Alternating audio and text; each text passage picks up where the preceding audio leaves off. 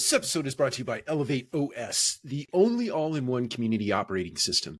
Elevate OS transforms property management, combining resident engagement, reservations, rent payments, maintenance, and concierge services into a single super app. It also uniquely integrates access control, intercoms, package lockers, and thermostats, eliminating app fatigue and redefining modern apartment living. Visit elevateos.com/MMN for a free demo and see how they can help you level up your operations. Welcome to another episode of the Multifamily Collective. Today, let's talk about hindsight bias as it relates to making decisions. And most importantly, know this: hindsight severely reduces our ability to learn from past decisions. So sometimes you show up with hindsight bias in that you went through a circumstance in the past that yielded a certain result. And because you went through that circumstance, because you've experienced that result, you now take that bias and you apply it to decisions on a go-forward basis. That is to say that if you had a negative or adverse outcome based on the decision that you might have made in the past, you now use the results to inform your go-forward decisions, and you may shy away from doing things that might be a benefit to you, that might be a benefit to your company, because you had this one bad experience. You take this one moment in time, and that becomes your definition of everything going forward. I've worked for some incredibly talented leaders, talented individuals, but they were so guilty of taking a moment in time and making that the definition of an individual, or making that the definition of an output. And all of a sudden, a person becomes defined by this one moment in time, by this one outcome of this one decision, or even if it's multiples, it doesn't matter.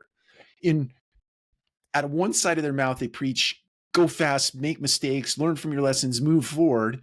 And out of the other side of their mouth, they preach this idea, or they get punitive, or they start to condemn people based on the fact that they made some bad decisions. They made some mistakes.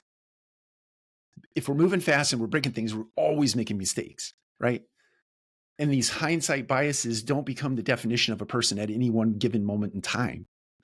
If you really want to make good judgments of an individual, you have to look at a body of work over a long bit of time, a very long bit of time, multiple years of time.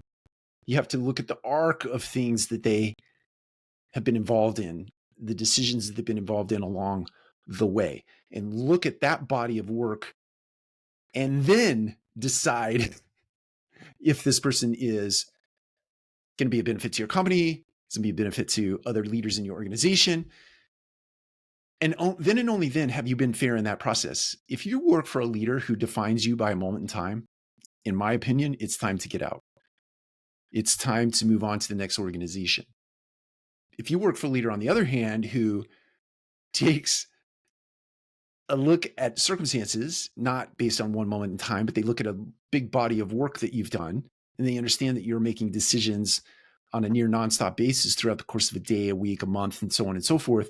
And on a level, 80% of the time, 75% of the time, you're making decisions that are moving the business forward, versus the 20 to 25% of the time you're making decisions that are only yielding you data or learning. And if they apply that kind of logic to you as a person and to your organization as a whole, you're definitely in a good organization, versus the one where moment in time, you're condemned, right? You're put out to pasture. You're put out until that person can grow the courage to actually part you from an organization, or part the people from the organization that they've defined by a moment in time, or maybe even several moments in time. It doesn't matter.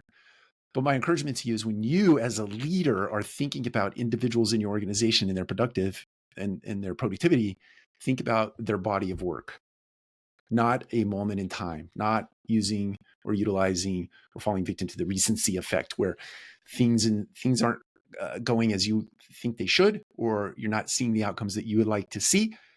And as a result, you just define this person and you put them out.